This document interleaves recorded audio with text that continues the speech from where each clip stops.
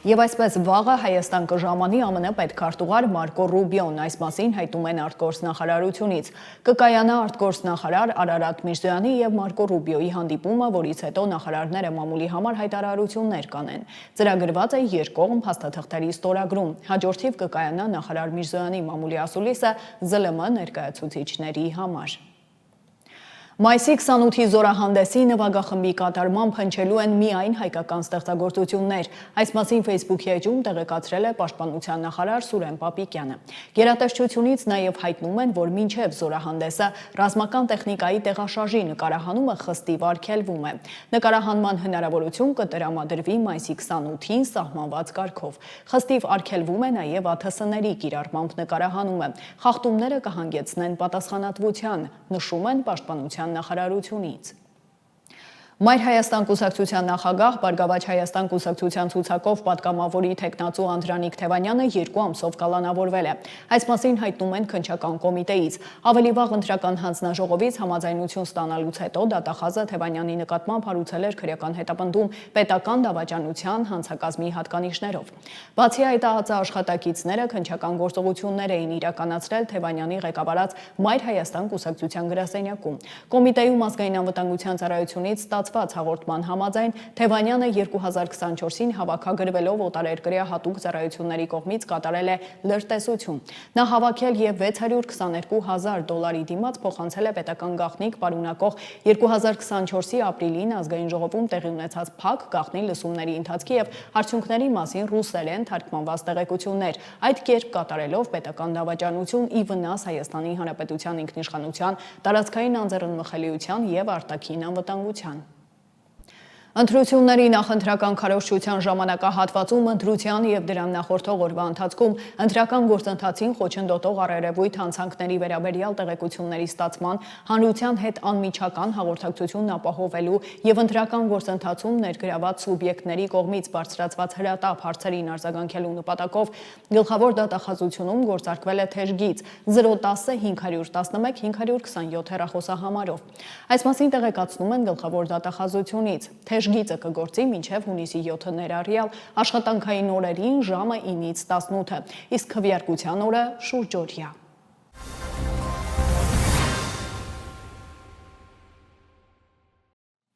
Եվ այսպես Հայաստանն ու Միացյալ Նահանգները մի շարք փաստաթղթեր են ստորագրել։ ԱՄՆ պետքարտուղար Մարկո Ռուբիոն Հնդկաստան կատարած քառօրյա այցից հետո ուղևորվել է Հայաստան։ Նրան դիմավորել է Արարատ Միրզոյանը, նախ կայացել է արտգործնախարարի ու պետքարտուղարի հանդիպումը, ապա նրանք նախաստորագրել են TRIP-ի վերաբերյալ ռազմավարական համագործակցության մասին շրջանակային համաձայնագիրը։ Ստորագրվել է Հայաստանի եւ Միացյալ Նահանգների միջև համապարփակ ռազմավարական գործընկերության կանոնադրությունը, նաև Հայաստանի եւ Միացյալ Նահանգների միջև կարևորագույն հանքանյութերի եւ հազվագյուտ հանածոների արդյունահանման, մշակման ոլորտում մատակարարման ապահովման շրջանակային հուշագիրը։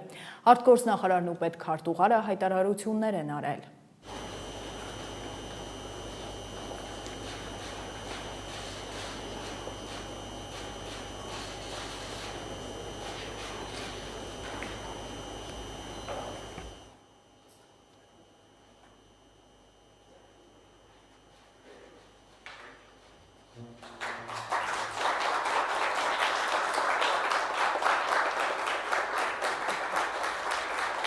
Մենք եւ պետքարտուղարի հետ միասին քիչ առաջ մեր ռազմավարական գործընկերությունը բարձրացրեցինք նոր մակարդակի,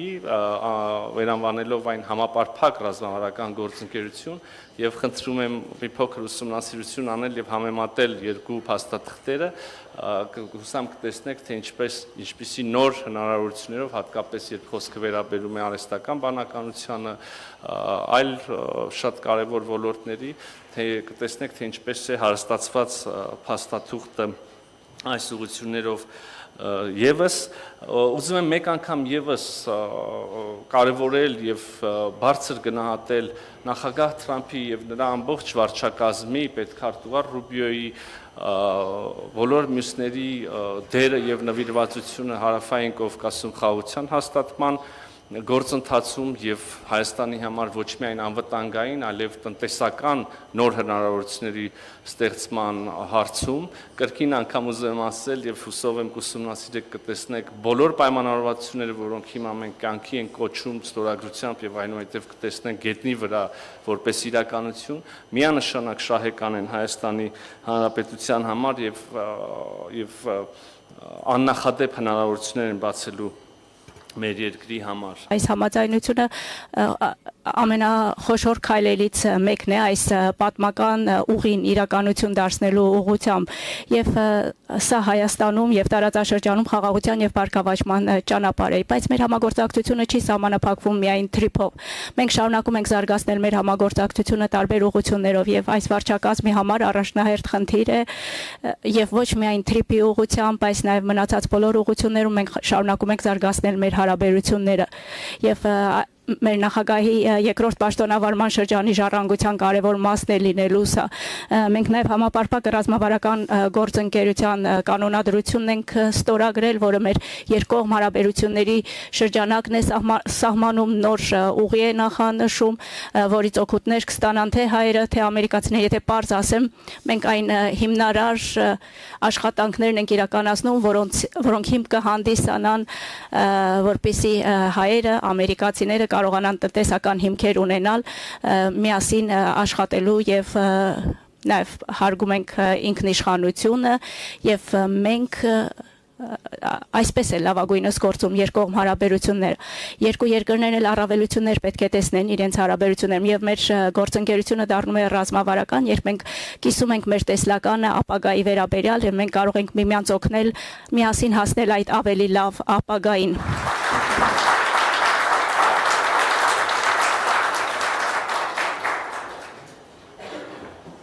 Պետքարտուղարի կարճատև այցն ավարտվել է, արտգործնախարարն է ներկայացրել ստորագրված փաստաթղթերը։ Արարատ Միրզոյանը լրագրողների հարցին ի պատասխան ասել է, որ քննարկել են երկկողմ եւ տարածաշրջանային հարցեր։ Նախարարը լրագրողի հարցին ի պատասխան անդրադարձել է նաեւ 3 Գյումրիում արած իր հայտարարությանը։ Միրզոյանն ասել է, որ արտահայտությունը վերաբերում է լրագրողներին ու ոչ գերիներին։ Չեզոք կամ ճշմարտության մեջ շահագրգիռ մարդ այդ վիդեոն նայելով ինքն էլ կարող է հասկանա, իհարկե այն սկզբի մասը չկա, որտեղ ինձ անընդհատ հարց են տալիս դուք եւ ձեր գործընկերը եւ ես ասում եմ ես չեմ պատասխանում հիմա հարցերին, որովհետեւ հանրավակ մեկնարկել նորից է հարց հնչում, այլ հարց քան գերիները, հա, այլ հարց։ Ես նորից եմ ասում, ես չեմ պատասխանում հարցերին, վերջում ես ասում եմ, ես չեմ պատասխանում հարցերին եւ ասում եմ ծնգլ արեցիք, ինչպես դուք եք ասում եւ ինչպես ես եմ իրականում ասել, եւ միաժամանակ զուգահեռաբար, ընդ որում ես արդեն հեռացած, հետևից հնչում է, իհարկե վիդեոյում դա շատ լավ է լսվում, որովհետեւ հարց տվողի բարձրախոսը իր մոտ է եւ հնչում է, լսվում է որ գերիների մասին հարցը, բայց հանրավակի աղմուկի մեջ ես արդեն մի քանի քայլ հեռացել եմ եւ հետևից հարց է հնչում, բնականաբար դա լսելի չէր իմ համար եւ ես չեմ հասկանում որևէ մեկը կարա մտածի որ լրջորեն գերիների վերաբերյալ հարցին կարելի է ասել ծնգլ արեցիք, ասենք չգիտեմ, չափազանց շահագրգիռ պետք լինել իրականություն լրիվ հակառակ ներկայացնելու մեջ, որպեսզի այդպես մատուցվի, նույնիսկ չգիտեմ, մամուլի ներկայացուցիչներն են դուք եւ ձեր գործընկերն եք տենց ներկայացրել, թե հետո ինչ որ մեկի հուշումով կամ ուղղորդմամբ այդպես է մանիպուլացվում, բայց բնականաբար եւ չէր էլ կարող հակառակը լինել, բնականաբար ծնգլ արեցիքը ողջ սիրով եւ հարգանքով վերաբերվում էր ձեզ եւ ոչ թե հենց այն հարցին, որով ասում եք։ Իսկ դուք երբեմն եկեք խոստովանենք կամ գոնե դուք ինքներդ էլ ձեզ կխոստովանեք հրաշալի հատկություն ունեք մարդկանց ծնգլ անելու եւ գուցե դա մասնագիտական պարտավորություն է ինչ որ առումով նաեւ այնպես որ գիտեք ստորություն է ուղղակի ասել որ Միրզոյանը ասել է ծնգլ արեցիք լսելով գերիների մասին հարցը եւ հենց ծնգլ անելը բան անել վերագրել գերիներին էլի հələ բաներ կա որ չարժի էլ այսպես խոսալ բայց եթե հարցոթում կա ես դեմ չեմ պատասխանելու Մեր հայ գործընկերները պաշտպանություն են փնտրում սպառնալիքների անմիջական աղբյուրից, Ռուսաստանի անվտանգության խորհրդի քարտուղարն է հայտարարել։ Սերգեյ Շոյգուն ասել է, որ Հայաստանի ղեկավարությունը ինքնուրույն ընտրություն է կատարում եւ պատասխանատու է իր երկրի ապագայի համար։ Ընդհանուր առմամբ խնդիրները շատ են եւ շատ ավելի արդյունավետ է դրանք լուծել միասին։ Ցավալի է, որ կազմակերպության մեր հայ գործընկերները դա չեն հասկանում եւ պաշտպանություն են փնտրում սպառնալիքների անմիջական աղբյուրից, ասել է Շոյգուն ՀԱՊԿ երկրների անվտանգության խորհուրդների քարտուղարների խորհրդի նիստում։ Միևնույն ժամանակ նրա խոսքով դա Հայաստանի ղեկավարության ընտրությունն է։ Ազգային ժողովի այսօրվա նիստը չի կայացել, քվորում չի եղել, գրանցվել է 5 պատգամավոր։ Քաղաքացիական պայմանագիր եւ Հայաստան խմբակցությունները չեն մասնակցել խորհրդարանի հերթական նիստին։ Նիստը վարող ազգային ժողովի փոխնախագահ Հակոբ Արշակյանը ներկայացրել է կանոնակարգ օրենքը նմանատիպ իրավիճակներում, համաձայն որի գրանցումը շարունակվում է մինչև անհրաժեշտ թվով պատգամավորների գրանցվելը, բայց ոչ ավելի քան 4 ժամը։ 4 ժամ անց ոչինչ չի փոխվել։ Հարգելի գործընկերներ, սիրելի հայրենակիցներ, միջև սահմանված ժամը գրանցվել է 9 պատգամավոր, ազգային ժողովի կանոնակարգ սահմանադրական օրենքի 51-րդ հոդվածի 4-րդ մասի համաձայն 4 ժամվա ընթացքում նիստի իրավազորության ապահովման համար անհրաժեշտ թվով պատգամավորներ չեն գրանցվել, ուստի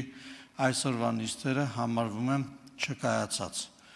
Շնորհակալություն եւ բոլորիդ լավ օր եւ լավ երեկո։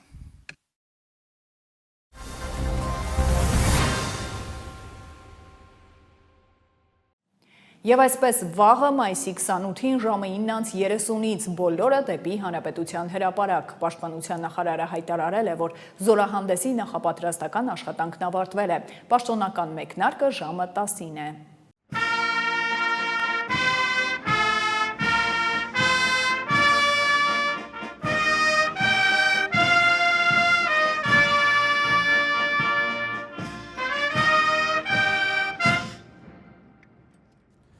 Սիրելի հայրենակիցներ,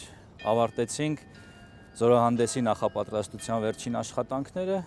Վաղը 9:30-ից բոլորից սպասում ենք Հանրապետության հրապարակում։ Եկեք եւ վայելեք Հայաստանի Հանրապետության նոր բանակը, նոր դիմագծով, նոր սպառազինությամբ, նոր հանդերձանքով։ Բոլորից սիրով սպասում ենք Հանրապետության հրապարակում։ Մայիսի 28-ին 9:30-ին։ Շնորհակալ եմ։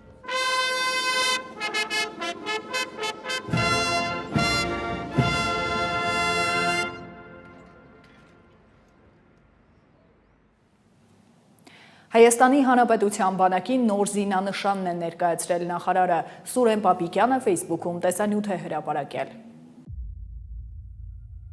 Սիրելի հայրենակիցներ, ձեր ուշադրությանն ենք ներկայացնում Հայաստանի Հանրապետության բանակի արդիականացված նոր զինանշանը։ Նախ անդրադառնանք զինանշանի արդիականացման անհրաժեշտության պատճառներին։ 2001 թվականին հաստատված եւ Հայաստանի Հանրապետության զինված ուժերի նախկին զինանշանում արկային մի շարք զինանշանագիտական, ձևաբանական, գաղափարաբանական թերություններ։ Ուստի բանակի կերպափոխման համատեքստում նախաձեռնվել է նաեւ զինանշանի արդիականացման սրբագրման գործընթացը։ Նախկին զինանշանի հիմնական կերպարը արծիվը ունի հերալդիկ եւ գեղագիտական էական թերություններ։ Արծիվը պատկերված է փակ կտուցով։ Հերալդիկայում փակ կտուցը համարվում է հանգիստ, ոչ մարտական վիճակ, հաճախ ընկալվում է անշունչ կերպար, ինչը հակասում է բանակի էությանը։ Բացակայում է արծվի հիմնական մարմինը՝ իրանը։ Այն ձուլված է ընդհանուր մակերեսին, ստեղծելով միայն փետուրներից հավաքված արծվակերպ պատկեր։ Բացակայում են արծվի վերջույթները, ճանկերը, զենքը։ Սա ստեղծում է անդամահատված, անզոր խոցելի էակի տեսք, ինչն անթույլատրելի է բանակի խորհրդանիշի համար։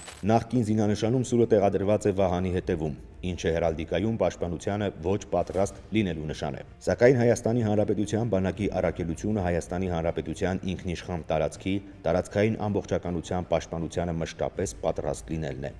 Զինանշանի նախկին տարբերակում արկա է պետական դրոշի պատկերման կոպտագույն սխալ։ Այն ներկայացված է ոչ թե որպես մեկ ամբողջություն, այլ մասնատված է առանձին ժապավենների կամ կտորների։ Դրոշի այսպիսի աղավաղումը խորհրդաբանորեն կարող է մեկնաբանվել որպես պառակտված, մասնատված կամ ոչ ամբողջական պետականություն։ Հայաստանի Հանրապետության բանակի նոր զինանշանի նկարագրությունը։ Նոր զինանշանի կենտրոնական կերպարը, արծիվը, վերաիմաստավորվել է, պատկերված է լիակատար կենդանի եւ ամբողջական մարմնավորմամբ։ Հստակ երևում են գլուխը, մարմինը, թևերը եւ ճանկերը, հաղթահարելով նախկին զինանշանի բացթողումները։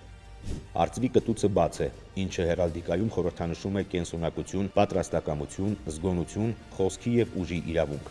Որպես թագակիր գիշատիչ, արծվի հստակ եւ դինամիկ կեցվածքն ուղղակիորեն խորհրդանշում է Հայաստանի Հանրապետության բանակի արթնությունն ու մարտական ոգին։ Այն մարմնավորում է բանակի առաքելությունը պաշտպանել Հայաստանի Հանրապետության անկախությունը, սուվերենությունը եւ տարածքային ամբողջականությունը։ Նոր զինանշանում արծվի կերպարն ամրապնդվում է նրա հետևում շողացող ոսկեգույն արևով, որի ճառագայթները հստակորեն ծավալվում են շրջանաձև։ Արևն այստեղ հանդես է գալիս որպես լույսի եւ կենսունակության խորհրդանիշ, մարմնավորելով հայ ժողովրդի հարատևման գաղափարը։ Ընտրված ոսկեգույնը պատահական չէ, այն հավերժականության, բարեկեցության եւ իշխանության գույնն է։ Ալևի տեղադրությունն արծվի թիկունքում ընդգծում է այն սրբազան արժեքները, որոնք գտնվում են պետության, արծվի, հովանու եւ պաշտպանության ներքո։ Արծվի կրծքին տեղադրված է կլոր ոսկեգույն վահան, որը զարդարված է հայկական ութաթև արևախաչով, իսկ կենտրոնում սերմնահատիկով, որպես Հայաստանի Հանրապետության բանակի կենտրոնաձիգ խորհրդանիշ։ Սերմը մարմնավորում է ապագա զինվորներին, որոնք ռազմի դարբնոցում պիտի ծլարձակեն, ծառ ու պտուղ դառնան եւ հավերժական անընդհատության խորհրդով նորից սերմ տան։ Վահանը արծվի վրա պաշտպանության խորհրդանիշ է։ Արծիվն իր երկու ճանկերում բռնել է պատմական նշանակություն ունեցող զենքեր՝ ձախում ոսկեգույն սուր, իսկ աջում Հայաստանի Հանրապետության բանակի պահապան Աշոտ Երկաթի սուրբ խաչը, Հայաստանի բանակի զինվորական թալիսմանը։ Սուրն արծվի ճանկում խորհրդանշում է միշտ պատրաստ կարգավիճակը։ Զինանշանի վերին հատվածում պատկերված է Հայաստանի պետական դրոշի եռագույնը եւ Հայաստանի Հանրապետության քարտեզը։ Այս տարը զինանշանը ներդաշնակորեն կապում են Հայաստանի Հանրապետության հետ, ընդգծելով, որ բանակն անվտանգության երաշխավորներից մեկն է։ Կերպափոխման հայեցակարգով նախատեսված բարեփոխումները Հայաստանի Հանրապետության բանակում շարունակվում են։ Հայաստանը Ռուսաստանից վառելիքի եւ չմշակված ադամանդի մատակարարումների համաձայնագրի չեղարկման սպառնալիքով որևէ նամակ չի ստացել։ Ռուսական կոմերսանտ պարբերականը տեղեկություն է տարածել, իբր Ռուսաստանը Հայաստանին սպառնացել է միակողմանիորեն կասեցնել կամ չեղյալ հայտարարել գազի, նավթամթերքի եւ չմշակված ադամանդի մատակարարումների մասին համաձայնագիրը, եթե երկիրը շարունակի Եվրամիությանն անդամակցելու գործընթացը։ Պարբերականը գրել է, թե Ռուսաստանի էներգետիկայի նախարարը մայիսի 25-ին նման բովանդակությամբ նամակ է ուղարկել Հայաստանի տարածքային կառավարման եւ ենթակառուցվածքների նախարարություն։ Armenpress-ի հետ զրույցում տարածքային կառավարման եւ ենթակառուցվածքների նախարարությունից հայտնել են, որ որևէ նամակ, գրություն նշվածի վերաբերյալ չեն ստացել։ 2013-ին Հայաստանի եւ Ռուսաստանի միջև ստորագրված համաձայնագրով Ռուսաստանը Հայաստանին գազ, նավթամթերք եւ չմշակված ադամանդներ է մատակարարում առանց արտահանման տուրքերի եւ ներքին սպառնման հետ կապված արտոնյալ պայմաններով։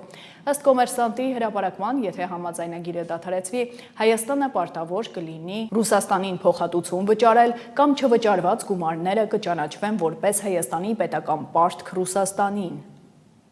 Ազգային ժողովի նիստն այսօր էլ չի կայացել, ժամը 10-ին անհրաժեշտ թվով պատգամավորներ չեն գրանցվել։ Ազգային ժողովի նախագահի տեղակալ Հակոբ Արշակյանը դարձյալ կանոնակարգի մասին է հիշեցրել, համաձայն որի գրանցումը շարունակվում է մինչև անհրաժեշտ թվով պատգամավորների գրանցվելը, բայց ոչ ավելի քան 4 ժամ։ Քվորումն այդպես էլ չի ապահովվել։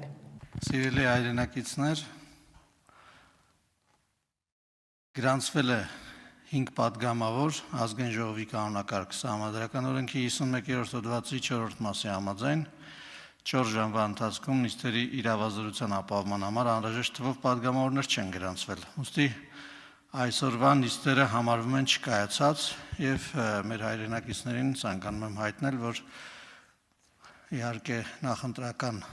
պայքար է եւ նախընտրական իրավիճակ է, համոզված եմ մեր պատգամավորները իրենց աշխատանքի վայրերում, որտեղից որ գործուղվել են ազգային ժողովրդի հետ հանդիպման են եւ ներկայացնում են իրենց կատարած աշխատանքները եւ ակնկալում են քվե ստանալ եւ համոզված եմ, որ մեր հայրենակիցները ըմբռնումով կմոտենան պատգամավորների այդ ընտրած գործելավոճին եւ այսպիսով համարում ենք նիստը չկայացած եւ բոլորիդ լավ օրենք մաղթում։ Առաջին անգամ վարորդական իրավունքից զրկված անձը 1 տարի անց կարող է ստանալ այն առանց քննությունների եւ 50,000 դրամ վճարելով։ Կառավարության նիստում ներքին գործերի նախարարն է հայտարարել։ Արփինե Սարգսյանը ներկայացրել է վարորդական իրավունքից զրկված անձանց վարորդական իրավունքի վերականգնման մոդելի փոփոխության մասին որոշման նախագիծը։ Նախարարը հիշեցրել է, որ այս պահին վարորդական իրավունքից զրկման ժամկետի ավարտից հետո վերականգնումն իրականացվում է քննությունների միջոցով, անկախ այն հանգամանքից, թե զրկումն առաջին անգամ է կիրառվել կիրառվել, թե ոչ։ Առաջարկվում է Հայաստանում կիրառել զրկման ժամկետի ավարտից հետո խիստ սահմանափակման հնարավորությամբ 6 տուգանային միավորի տրամադրման պայմաններում 1 տարի ժամկետով փորձաշրջանի ընթացակարգ սահմանելու մոդելը։ Ներկայում վարելու իրավունքի զրկման ժամկետի ավարտից հետո վերականգնումն իրականացվում է քննությունների միջոցով, ընդ որում անկախ նրանից, թե զրկումն առաջին անգամ է կիրառվել, թե ոչ, եւ երբ որ մենք դիտարկում ենք նաեւ միջազգային փորձը այս տեսանկյունից, միջազգային փորձում թե զրկման իրավիճակներում, թե տրամադրման իրավիճակներում տարբեր հանգամանքներ են հաշվի առնում, որպեսզի ավելի շատ կենտրոնացումը լինի վարորդի վարքագծի վրա, վարքագծի գնահատման եւ դրա փոփոխության վրա,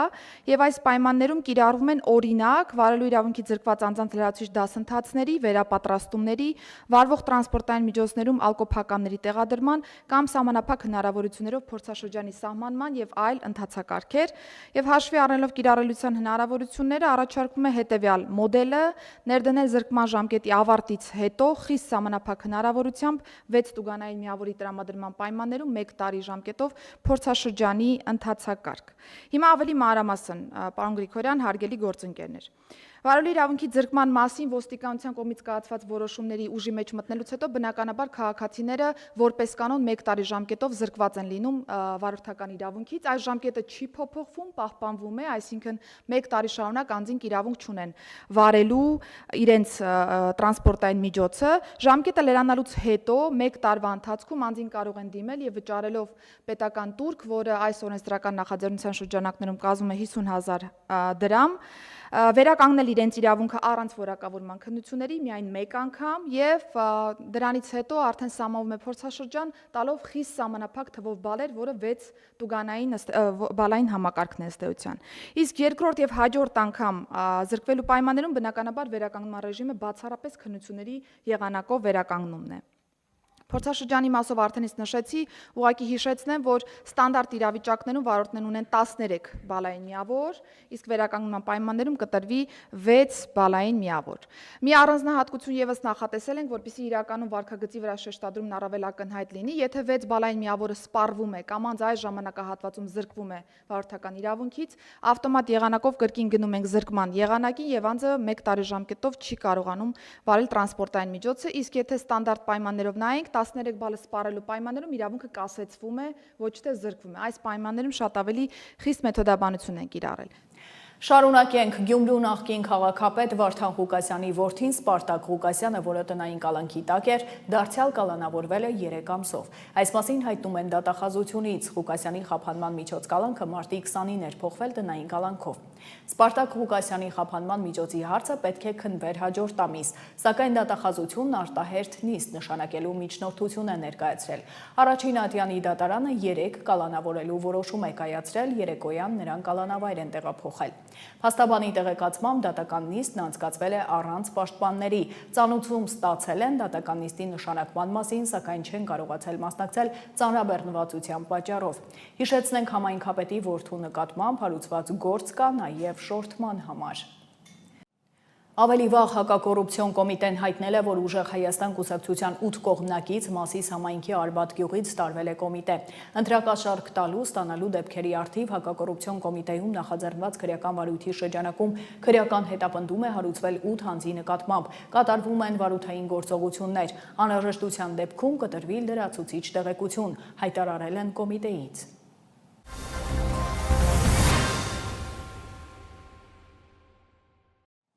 Եվ այսպես այսօր մայիսի 28-ն է Հայաստանի տոնացույցի նվիրական օրերից մեկը, Հանրապետության օրը։ 1918-ի հենց այսօրն է Հայոց ազգային խորհուրդը հայտարարել անկախ Հայաստանի Հանրապետության ստեղծման մասին։ Հայ ժողովուրդը վճռական այո է ասել գոյության իրավունքին։ Ծանր մաքարումների գնով Բաշապարանի, Սարդարապատի եւ Ղարաքիլիսայի հերոսամարտերով է ձեռք բերվել երկար սպասված պետականությունը։ Հայաստանի առաջին հանրապետության վարչապետը Հովհաննես Քաջազնունին էր, արտգործնախարարը Ալեքսանդր Խատիսյանը, ներքին գործերի նախարարն Արամ Մանուկյանը։ Ցավոք առաջին հանրապետությունը կարճ կյանք ունեցավ։ 1920-ի դեկտեմբերի 2-ին Կարմիր բանակն օկուպացրեց Հայաստանն ու այն հռչակեց խորհրդային հանրապետություն։ Հայաստանն անկախությունը վերականգնեց միայն 91 թվականի սեպտեմբերի 21-ին անցկացրած հանրաքվեով։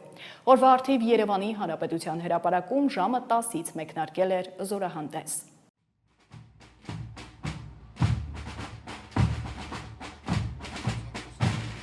Տարբեր տեսակի անօթաչուների ներդրումը զինված ուժերում կարող է զգալիորեն նպաստել անօթաչու թռչող սարքերի զորքերի մարտական հնարավորությունների բարձրացմանը, ինչպես նաև պայմանական մարտական գործողությունների արագ փոփոխվող իրավիճակներում կաջակցի հրամանատարությանը կայացնելու առավել նպատակային ու ճշգրիտ որոշումներ։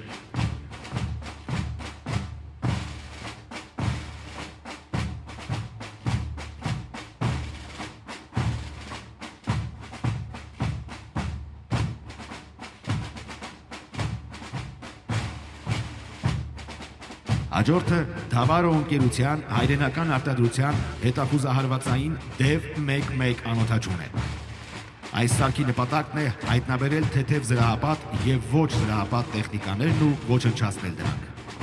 Զարգացնում է 97 կմ/ժ արագություն եւ ունակ է խնդիր կատարել մինչեւ 50 կմ շարավով։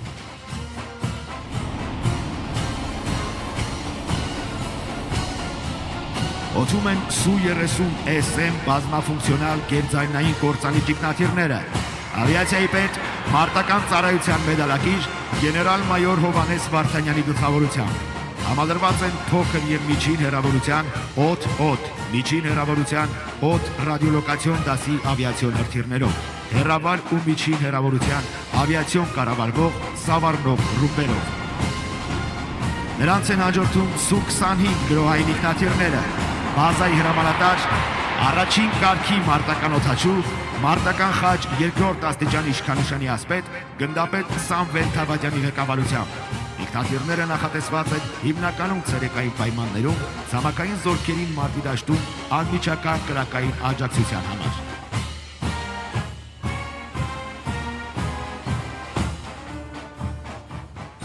Հանրապետության այս օրը նշում ենք բոլորովին նոր պատմական պայմաններում։ Շուրջ 35-ամյա հակամարտությունից հետո Հայաստանի եւ Ադրբեջանի միջև խաղաղություն է հաստատված։ Զորահանդեսի ժամանակ հայտարարել է վարչապետը։ Խաղաղությունն այն է, ինչ Հայաստանի առաջին հանրապետությանը չհերիքեց անկախությունը պահպանելու եւ զարգացնելու համար։ Խաղաղության բացակայությունը դարձավ այն առանցքային պատճառը, որով Հարավային Կովկասի 3 երկրները 18 թվականին իրար հետ անկախություն հռչակելով 1920-ին իրար հետ կորցրին այդ անկախությունը։ Այսօր մենք հաղթահարում ենք առաջին հանրապետության ժամանակներից մնացած պետության ժամանակավորության բարդույթն ու որդեգրում ենք պետության հարատևության օրակարգ, առաջնորդվելով այն տրամաբանությամբ, որ Հայաստանի պետությունը պետք է գոյություն ունենա հավիտյան, ելույթում ասել է Նիկոլ Փաշինյանը։ Խաղաղության պայմաններում պետական կարևորագույն ինստիտուտ է բանակը, եւ այսօր Հայաստանի Հանրապետության բանակը ոչ թե պատերազմի, այլ խաղաղության գործոն է, որովհետև պաշտպանունակ եւ ուժեղ բանակ չունեցող երկիրը կարող է գայթակղիչ լինել ագրեսիայի համար։ Մենք չենք կարող մեզ դնել նման իրավիճակում, եւ այսօր մեզ համար պատիվ է 2026 թվականի Հանրապետության օրվա առիթով Հայաստանի Հանրապետության ժողովրդին ներկայացնել այն արդյունքները, որոնց հասել ենք 2022 թվականից ի վեր։ Հայաստանի Հանրապետության մեծարգո նախագահ, Ազգային ժողովի մեծարգո նախագահ, Սահմանադրական դատարանի մեծարգո նախագահ, օրենսդիր, գործադիր, դատական իշխանության, տեղական ինքնակառավարման մարմինների հարգելի ներկայացուցիչներ, Հայաստանում հավատարմագրված օտարերկրյա դիվանագետներ, սիրելի քաղաքացիներ, սիրելի ժողովուրդ, այսօր ձեզ ենք ներկայացնում Հայաստանի Հանրապետության նոր բանակը, նոր սպառազինությամբ, նոր համազգեստով եւ նոր գաղափարաբանությամբ։ Այդ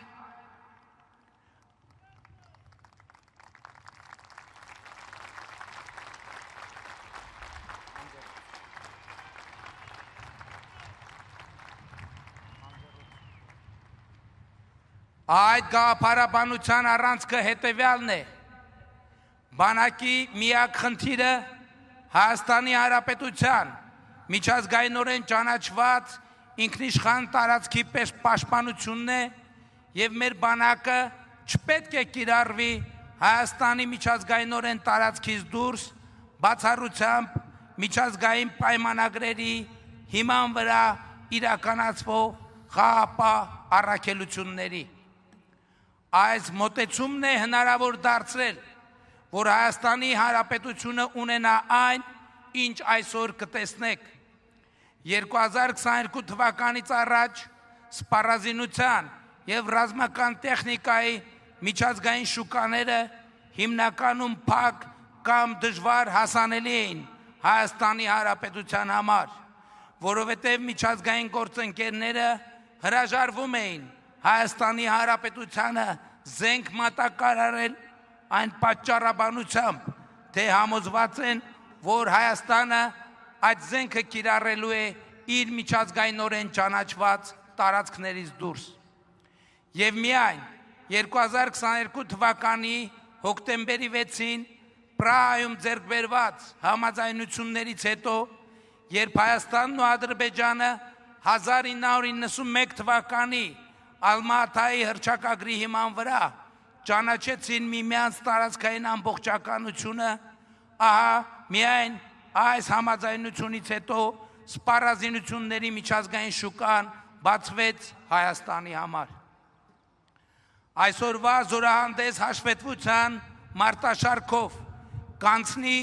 շուրջ 7 երկրների արտադրության սպառազինություն եւ ռազմական տեխնիկա եւ ռազմատեխնիկական համագործակցության այս աշխարհագրությունը իրական Հայաստանի գաղափարախոսության վրա հիմնված քաղաքականությունների արդյունք է։ Զորահանդես հաշվետվության կարևոր առանցքներից մեկը Հայաստանի Հանրապետությունում արտադրված սպառազինությունը եւ ռազմական տեխնիկան է, որն այսօր միջազգային շուկայում կայուն դիրքեր զբաղեցնելու առաջին, բայց վստահ քայլերն է անում։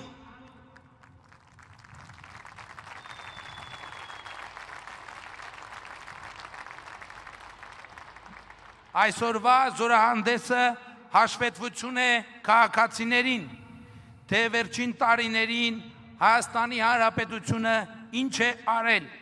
Հայաստանի Հանրապետության պաշտպանունակությունը բարձրացնելու համար։ Բայց այս հաշվետվության հասցեատեր են նաև մեր նահատակները, ում զոհությունների գնով, ում կյանքի գնով Հայաստանի Հանրապետությունը այսօր պետություն է ավելի քան երբևէ, անկախ է ավելի քան երբևէ, ինքնիշխան է ավելի քան երբևէ, անվտանգ է ավելի քան երբևէ։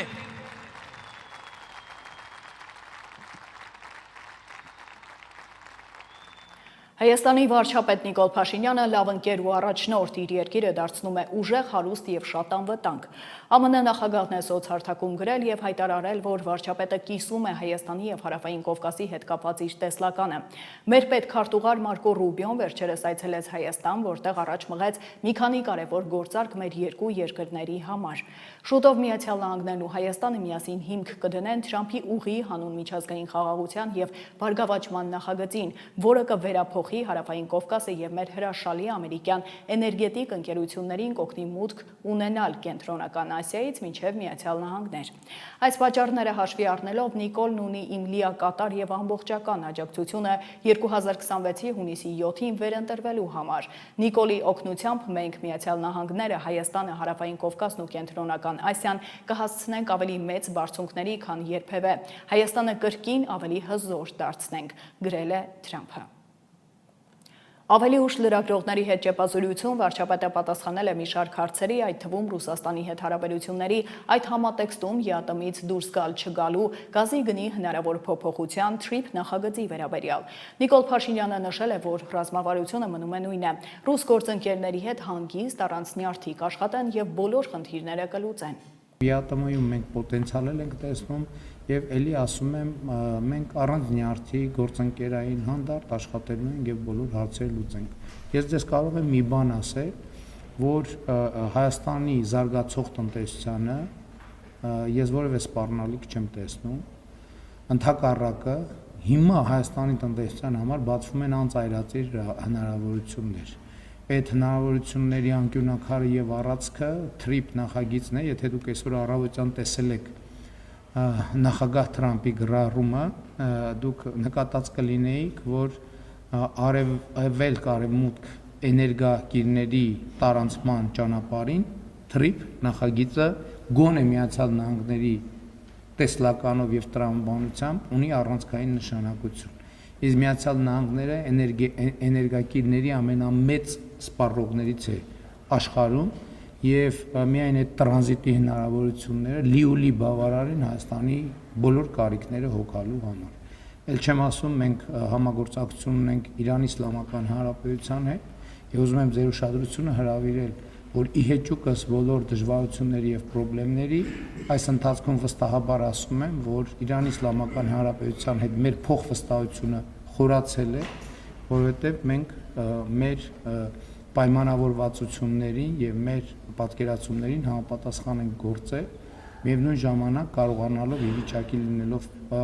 պահպանել վստահելի հարաբերություններ Միացյալ Նահանգների եւ Իրանի Իսլամական Հանրապետության հետ։ Դա տեղի ունենում մի բանի շնորհիվ։ Մենք խաղեր չենք խաղում մեր գործընկերների հետ եւ ուղիղ անկեղծ մեր դիրքորոշումներ ներկայացնում ենք եւ շնորհակալ ենք նաեւ նրանց, որ ըմբռնում են վերաբերվում մեր առանձնահատկություններին եւ սոցիալ-հոգեբանական եւ մենթալիտետային առանձնահատկություններին եւ պատմական առանձնահատկություններին։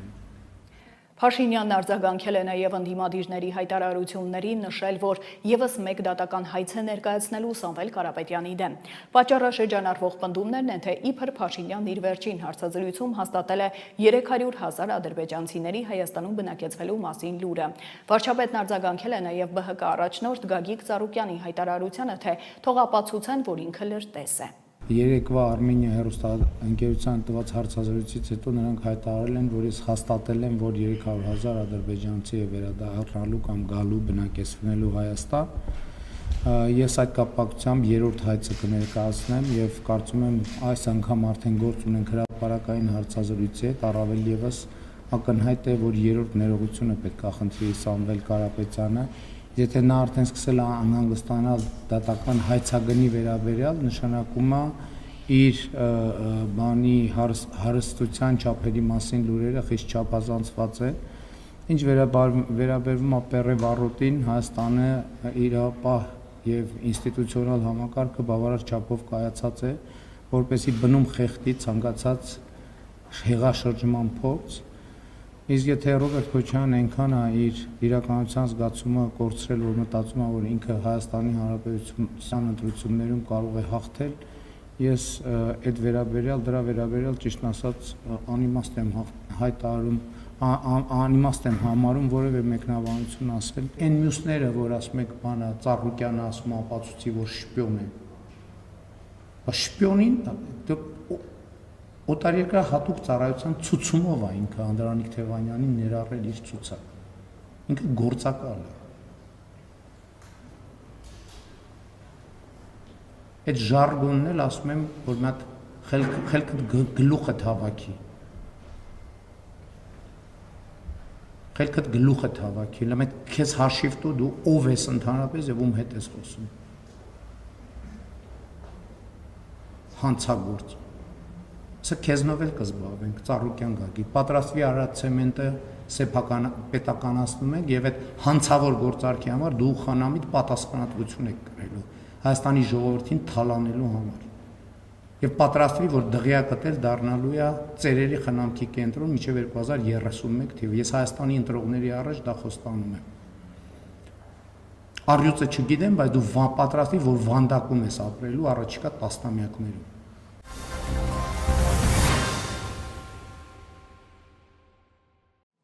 Եվ այսպես ՀԱՏՄ շրջանակներում համագործակցության կարևոր ուղղություն է երրորդ երկրների հետ առևտրատնտեսական կապերի դիվերսիֆիկացումը։ Փոխվարչապետ Մհեր Գրիգորյանն Աստանայում մասնակցել է Եվրասիական տնտեսական բարձրագույն խորհրդի նիստին։ Ելույթում փոխվարչապետը հաստատել է Հայաստանի տնտեսական միության շրջանակներում փոխշահավետ գործակցության հանձնառությունը մեր երկրների եւ ամբողջ տարածաշրջանի տնտեսական կայունության եւ տնտեսական զարգացման կայունության ապահովման նպատակով։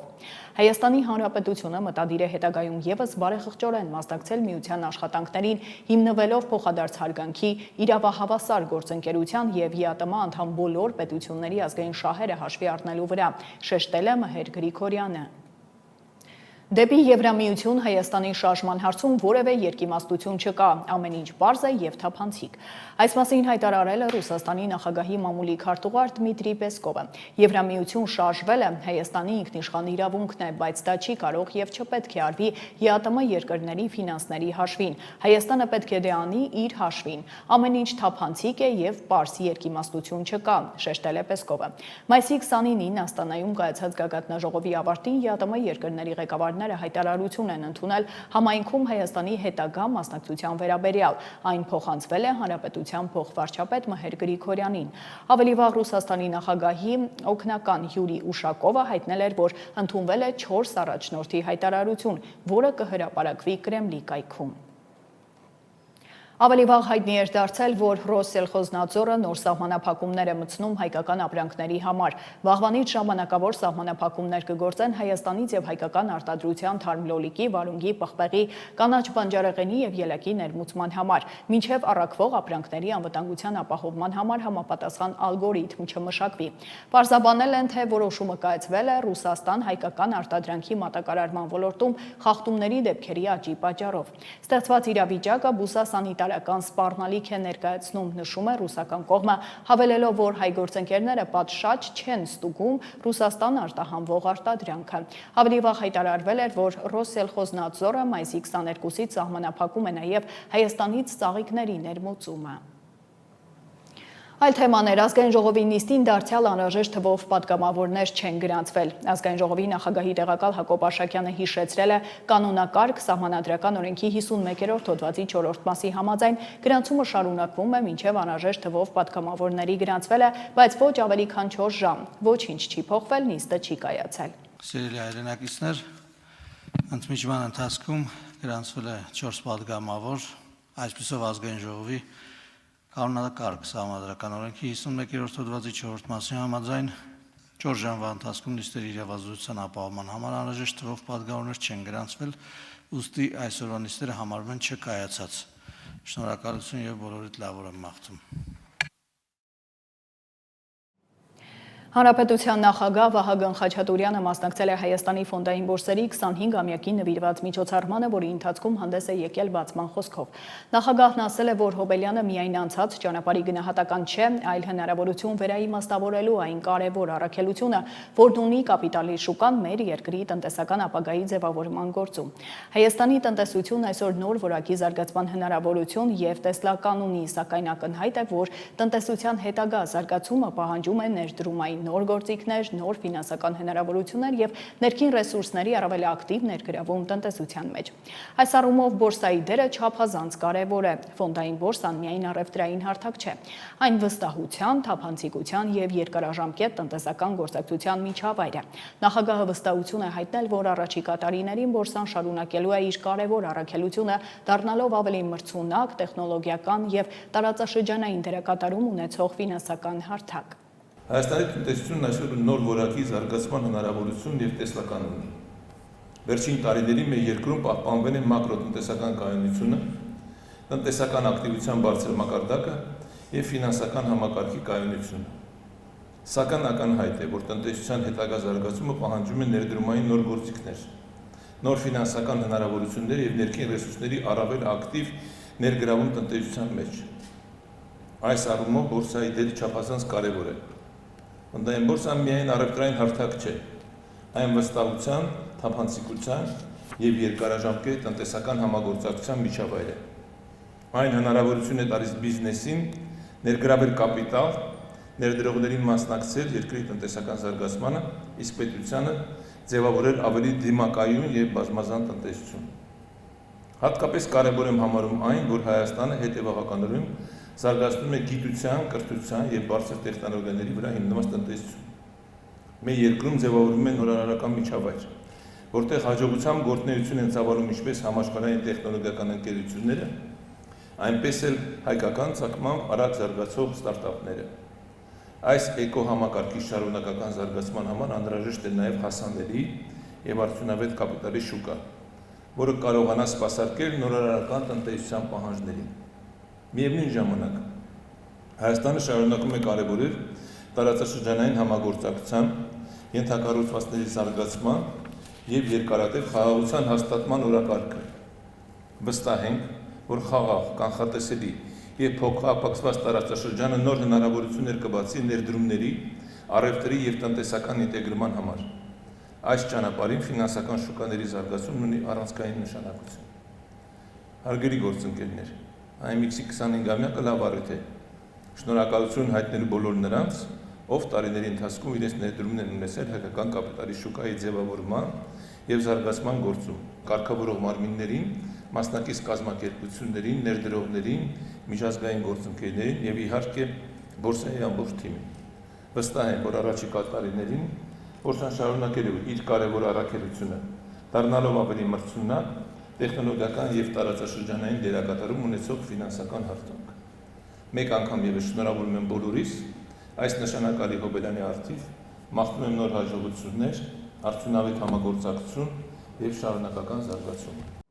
Խուզարկություններ Բարգավաճ Հայաստան կուսակցության Աբովյանի եւ Արթիկի գրասենյակներում ընտրակաշառքի գործով կա 7 ձերբակալված։ Հակակոռուպցիոն կոմիտեն է հայտնել, կատարվում են վարութային գործողություններ, անհրաժեշտության դեպքում կտրվի լրացուցիչ տեղեկություն, հայտնում են հակակոռուպցիոն կոմիտեից։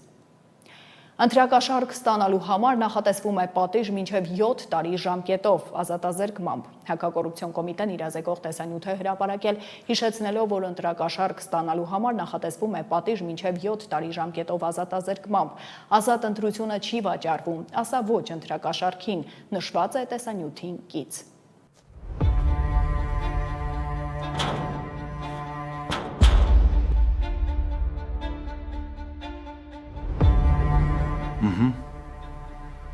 Ջերմոցդ էլ կսարքես, չմոռանաս, գնալու ենք ընտրես, ոնց պայմանավորվել ենք։ Չգիտեմ։ Հաստատ չենք բռնվի, Հայաստանից էստեղ ոնց պիտի իմանամ։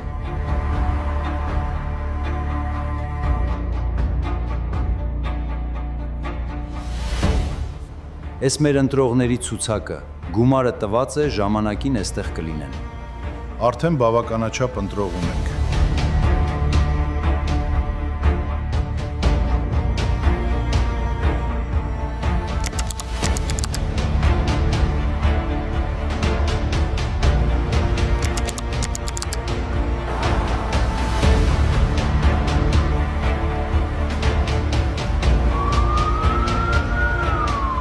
Ընտրակաշառք ստանալը հանցագործություն է, պատժվում է մինչև 7 տարի ժամկետով ազատազրկմամբ։